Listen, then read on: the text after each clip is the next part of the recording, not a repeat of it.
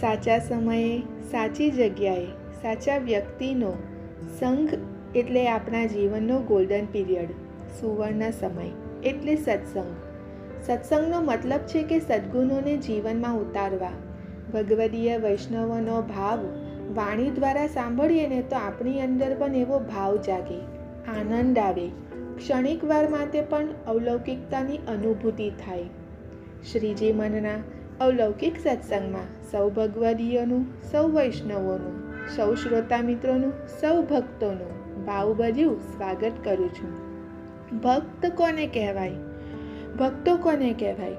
વધારે સમય આપનારો જ ભક્ત કહેવાય? ના, કદાચ વધારે સમય ના આપી શકાય, પણ એને જીવનમાં ક્ષણે ક્ષણે મહત્તા તો પ્રભુને જ વધારે આપી હોય, પળે પળે એનું ઇમ્પોર્ટન્સ સ્વીકાર્યું હોય કે આ એક એક શ્વાસ ઠાકુરજીની કૃપાનું જ પ્રમાણ છે. તેમની કૃપા થકી જ હું જીવી રહ્યો છું. પરિવારનો કોઈ એક સદસ્ય પણ પ્રભુની ભક્તિમાં જોડાઈ જાય તો તેનો સકારાત્મક પ્રભાવ સંપૂર્ણ પરિવાર પર થાય છે.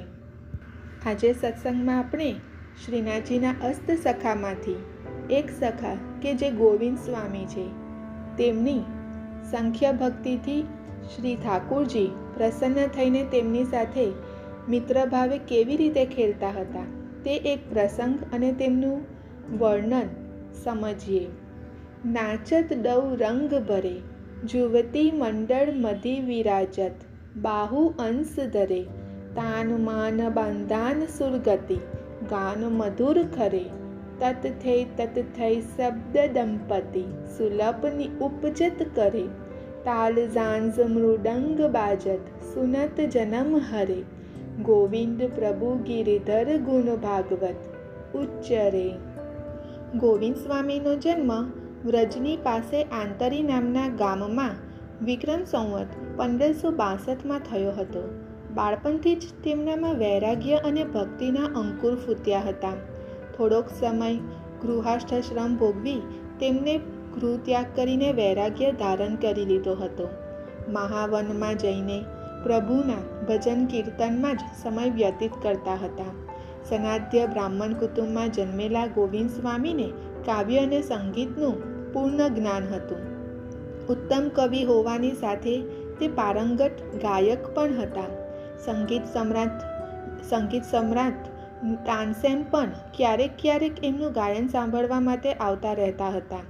તેમના ગાયનથી તાનસેન અત્યંત પ્રભાવિત થયા હતા.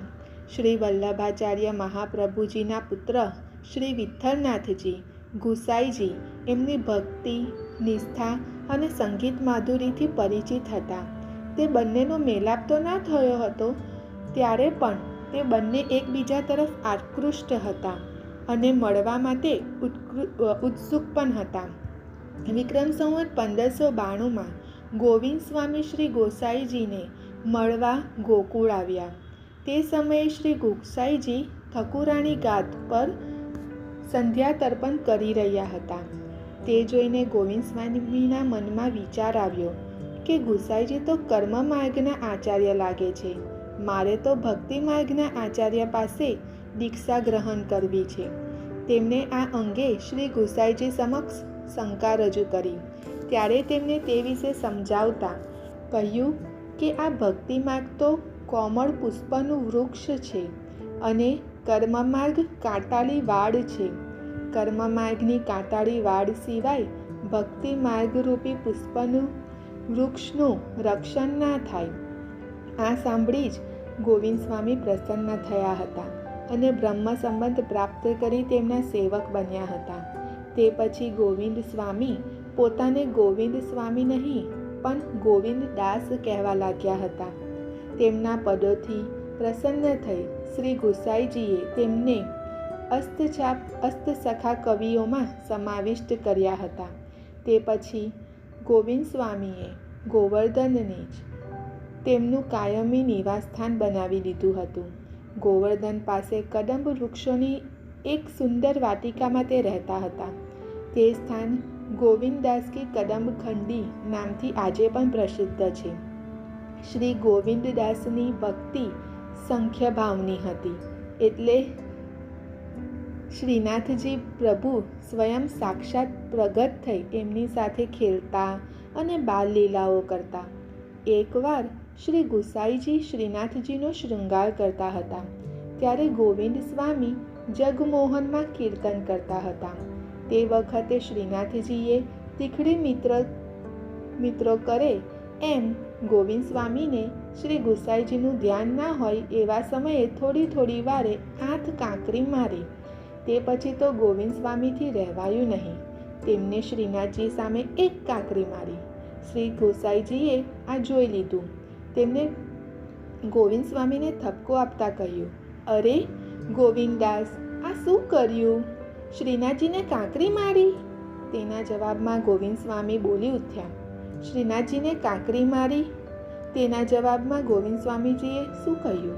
તેમને કહ્યું, શ્રીનાથજીએ મને 8 વાર કાંકરી મારી ત્યારે તમે તેમને કશું બોલ્યા નહીં, અને મેં 1 વાર કાંકરી મારી તો તમે મને બોલો છો? આવું થોડી ચાલે. એ મને મારે તો હું એમને સામે મારું જ ને. આ સાંભળી શ્રી ગુસાઈજી હસી પડ્યા અને તેમની આવી સાંખ્ય ભક્તિની પ્રશંસા કરવા લાગ્યા. પ્રભુ શ્રી કૃષ્ણ સ્વયં શ્રીનાથજીના રૂપે તેમની પાસે રોજ આવી મિત્રોની જેમ ખેલે અને કાંકરી મારી તીખળ કરે. એટલું જ નહીં, સામે સાંખ્ય ભક્ત કાંકરી મારે તેની એ મજા માણે અને તે તેના ધન્ય ભાગ્ય જ ગણાય ને. એકવાર શ્યામઢાક પર એક વૃક્ષની ડાળી પર બેસી શ્રી કૃષ્ણ વેણું વગાડી રહ્યા છે એવા ગોવિંદ સ્વામીને દર્શન આપી રહ્યા હતા. આ તરફ ઉત્થાપનનો સમય થતાં શ્રી ગુસાઈજી ઉત્થાપન કરાવવા પધાર્યા. આ જાણીને શ્રીનાથજી ઉતાવળમાં વૃક્ષ પરથી કૂદીને દોડીને ભીતર પ્રવેશી ગયા. શ્રી ગુસાઈજીએ કમાડ ઉગાડી જોયું તો શ્રીનાથજીનો વસ્ત્ર ફાટેલો હતો. આ વિશે તેમને પૂછ્યું તો ગોવિંદ સ્વામીએ પોતે લીલામાં જે જોયું હતું તે કહ્યું. વૃક્ષ પરથી ઝડપથી ઉતરીને આવવામાં તેમનો વાગો ફાટી ગયો હતો. તે ગુસાઈજીને પેલા વૃક્ષ પાસે લઈ ગયા અને ત્યાં વસ્ત્રનો વાગાનો જે ભાગ ફાટેલો હતો ત્યાંથી ચીંદડી ડાળી પર લટકતી બતાવી. શ્રીનાથજી ગોવિંદ સ્વામીને વારંવાર પ્રત્યક્ષ પ્રગટ થઈ દર્શન આપતા અને સાનુભાવ કરાવતા. એકવાર શ્રીનાથજીએ શ્રી કૃષ્ણ રૂપે રાધા રાણી સહિત તેમને કીર્તનના સમયે પ્રત્યક્ષ દર્શન આપ્યા હતા. તે વખતે શ્રી કૃષ્ણ પદ ગાઈ રહ્યા હતા અને શ્રી રાધા રાણી તાલ આપી રહ્યા હતા. એવા પ્રકારના અદ્ભુત દર્શન શ્રી ગોવિંદ સ્વામીને થયા હતા. માટે શ્રી ગુસાઈજીએ ગોવિંદ સ્વામીને અષ્ટસખામાં સમાવિષ્ટ કર્યા છે. જે ક્ષણ એવી આવી જાય કે ઠાકોરજી વગર અધૂરું લાગવા માંડે તો માનવું કે ભક્તિની વૃદ્ધિ થઈ રહી છે. પ્રભુ છે તો આનંદ છે, પ્રભુ છે તો સુખ છે. આપણું પ્રત્યેક સુખ પ્રભુ થકી થવા લાગે તો માનવું કે હવે વ્યસન અવસ્થા આવી રહી છે. સત્સંગનો સમય આપણે ખર્ચતા નથી પણ ભેગો કરીએ છીએ. અંત સમયે સત્સંગ સામે આવી આપણને તારી દે છે.